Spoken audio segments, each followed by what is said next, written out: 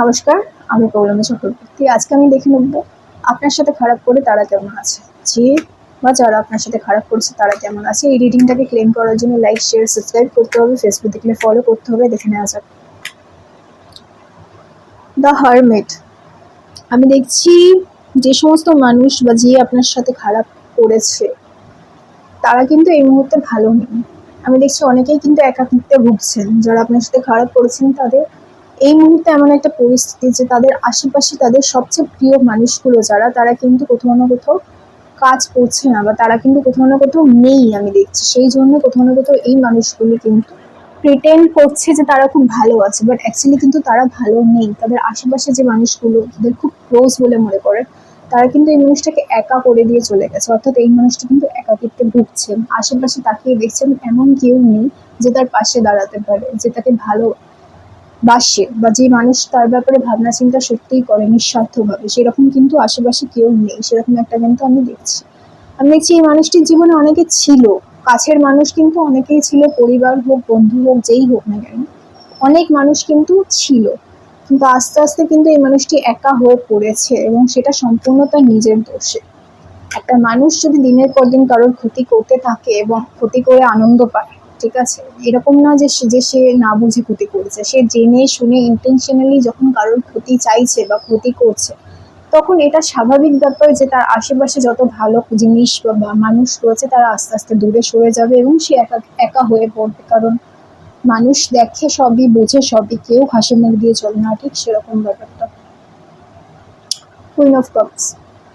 তো আমি দেখছি কোথাও না কোথাও এই মানুষের মধ্যে, এই মানুষটি একাকিত্বে ভোগার কারণ হচ্ছে ইমোশনালি সে একা হয়ে পড়েছে।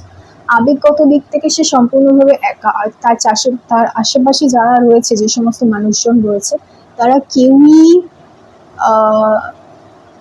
আবেগগত দিক থেকে তার কাছে নেই বা তার আশেপাশে নেই। এইটুকু কিন্তু খুব পরিষ্কারভাবে বোঝা যাচ্ছে বা দেখা যাচ্ছে। King of souls. আমি দেখছি কোথাও না কোথাও এই যে মানুষটি যে আপনার সাথে খারাপ করেছে, সে কিন্তু আপনার একার সাথে খারাপ করেনি। এমন অনেকেই রয়েছে যার সাথে এই মানুষটি খারাপ করেছে, এবং সেই সমস্ত খারাপ কাজের ফলাফল হিসেবে আজকের দিনে দাঁড়িয়ে মানুষটি একা হয়ে পড়েছে, এবং একাই নিজের জীবনটাকে এগিয়ে নিয়ে যাওয়ার চেষ্টা করছে।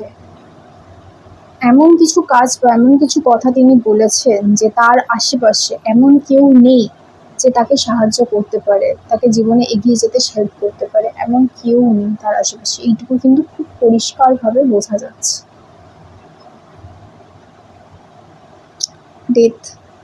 আমি দেখছি কোথাও না কোথাও কিন্তু এই মানুষটির জীবনে সব থেকে বেশি যেটা খারাপ সময়, সেটা কিন্তু এই মুহূর্তে চলছে। সব থেকে বেশি যেটা খারাপ সময়, সেটা এই মুহূর্তে চলছে।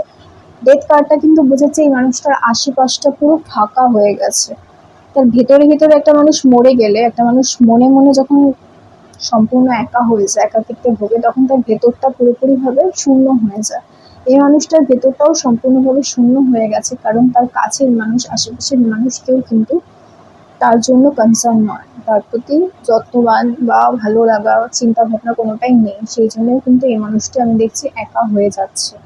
এই রিডিংটাকে ক্লেম করার জন্য লাইক, শেয়ার, সাবস্ক্রাইব করতে হবে, ফেসবুক দেখলে ফলো করতে হবে। সবাই ভালো থাকবে। নমস্কার।